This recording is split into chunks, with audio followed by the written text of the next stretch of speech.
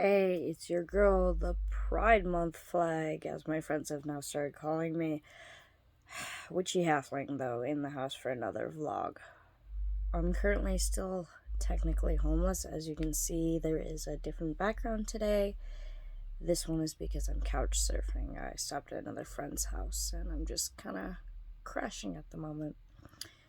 But my big sister, who I adopted, is in town for my graduation. She got into town on Friday night, and she is staying all the way until the 30th, which I'm a little sad about. I wish she could stay until the 2nd of June because I'm getting a tattoo, and I really need someone there that I know I can trust and support me. But me and my ex, Nicholas James Wisdom, are back together dating again, so I put the ring he gave me when we had first started dating back on. It says he's crazy, and then he's got the matching one that says her weirdo. YouthWorks isn't really doing much to, help me out on the, home portion of life. I've done a lot of adulting in this journal I have. The journal is mostly events, rants, and a little bit of notes from my future life. Today I wanted to actually have to call the police because I gave my mom a long email off of a thread she had made, because it's a thread from like 3 months ago, and she decided she was going to continue emailing on it today to tell me that she deserves respect. My mother is nothing but an egg donor to me at this point. I've loved her my entire life. I've told her over and over, I love you. I hate how you treat me, but I love you. Today, for the first time in 18 years worth of living, I texted someone a screenshot of what she sent me, and I said, I hate her. I've never said that before. I started writing an email, but then I backed it all up and I restarted.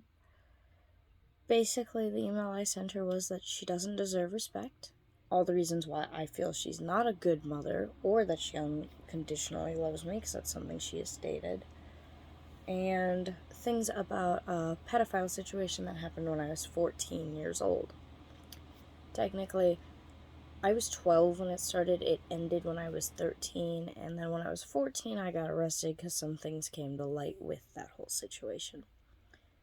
For the last 4 or 5 years now, because I got arrested in 2017, my mother has tried to play victim, saying that I victimized her with this, or, I played victim and the pedophile was really the victim in this situation. How can a 12-year-old be a victim to a 45-year-old man, I think his age was? Back then, he lived in England. I didn't know this. He told me that if I ever reported him, if I ever came clean to my family, he would come with his friends or whatever, kill all of my family, and then basically make me watch and take me away from them.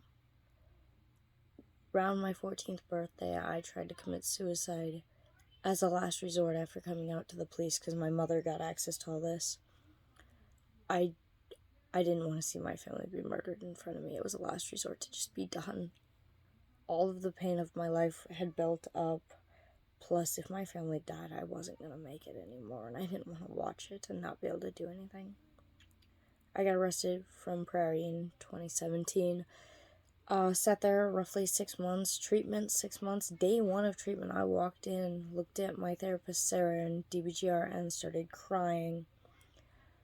Then I moved into a foster home. I don't even remember how long that lasted. And then they moved me into a youth home because they had to leave the state, and I legally wasn't allowed.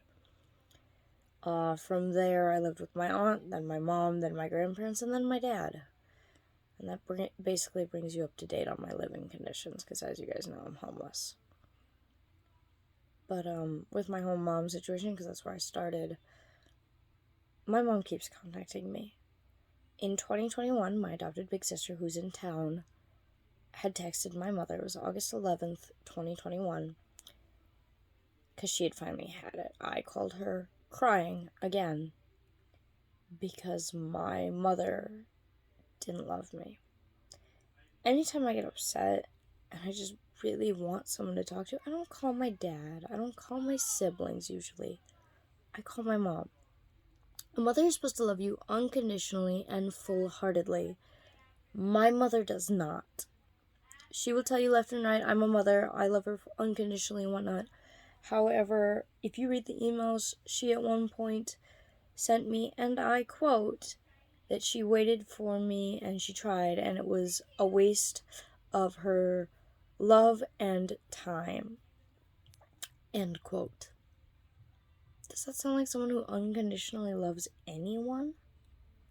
She's been calling me a narcissist for basically the last year. I've had 4 different therapists who have told me, you're not a narcissist, you never have been. I did family counseling with my personal therapist for a while, with my mother, but that wound up being a flop because, biased. And then I did family therapy with her personal therapist. That winded up ending. She will tell everybody left and right that it was because I was aggressive and I'd slam doors and shit. Yes, I did leave and I slammed a door a few times, but the true reason it ended is there was a day I looked at her and I said, I am a living human being. I have my own rights and my own life. And I don't remember where it went from there, but I do remember her ending comment for the day was, my daughter, my property. Jeff just fucking, he sat there in shock for a minute as I got ready to leave and then said, you know what, we're done here. I haven't gone back since. May 9th, she sent me an email saying, I'm not like you'll read this, but you need to come to family therapy if you want to be a part of my life. 4 years. It's almost been 5 years since 2017. For the last 4 years, she has been telling me that she's been trying for years and years and years, and I don't care, that she doesn't care anymore, blah, blah, blah. But then May 9th, she calls to tell me she's disappointed in me. And then tells me it's creepy that I want to have a friendship with her boyfriend, who's basically a stepdad or at least a friend at this point. I'm 18 years old.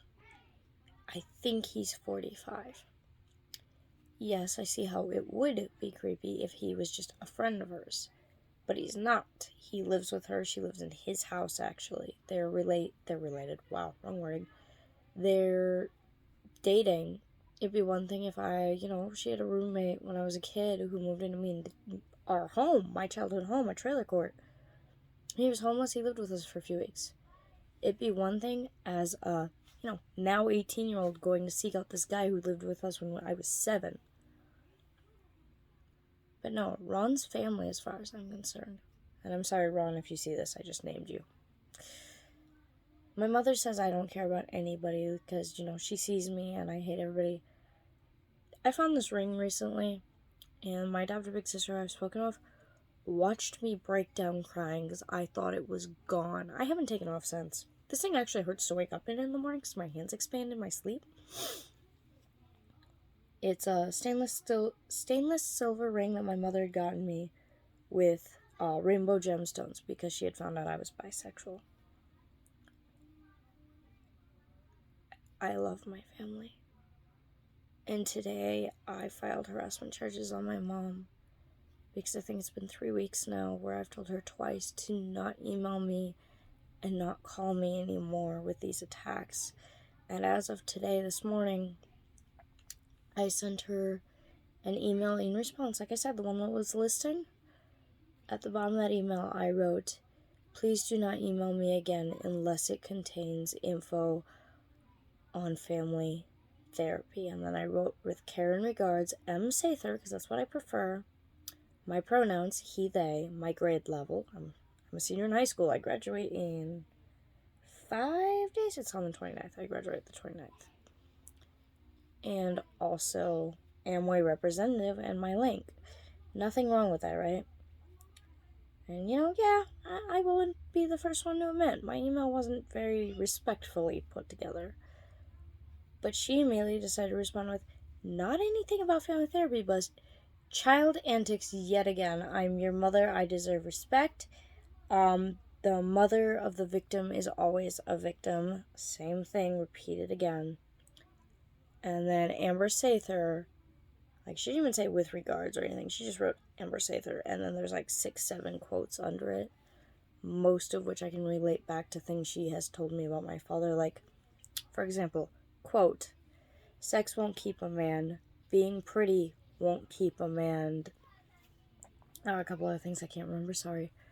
And something, so I guess he wasn't a man at all, or they thought they could deceive me, but really they just tricked themselves out of a decent person. My mom's not a decent person. Almost every person I've met who knows her, even if, I'm meeting them for the first time, I don't have to say anything. I can just say, oh yeah, she's my mom. They've had something bad to say about her. There's a guy out there, I met him, I think it was last year. He works IT. I had never met him a day before in my life, never even heard his name. I met him and my uncle brought up his sister, my mother's name. This guy went off about my mom, and I looked at him and I said, that's my mother. And he told me he felt bad for me. Their very first interaction apparently was she told him he was gross, disgusting, and smelled horrible. And then proceeded to call him trailer trash. This man has become since then an uncle to me because my uncle and him hang out a lot. I have a lot of extended family. But when it comes to my biological family, I hope someday me and my brother and my sister have a way better relationship than we right now have. My brother's a smartass. I'm constantly telling him, hey, please stop. My sister, she's little, so she doesn't really know what she's saying, so I'm trying to help her. And I get in trouble for it, but, whatever. But I hope someday me and my siblings can have a good relationship. Because as of right now, all of my biological family, I may as well be an orphan. All of the family I consider family is extended other than my Uncle Chris. So, yeah. Peace out from ya boy in Fargo, North Dakota.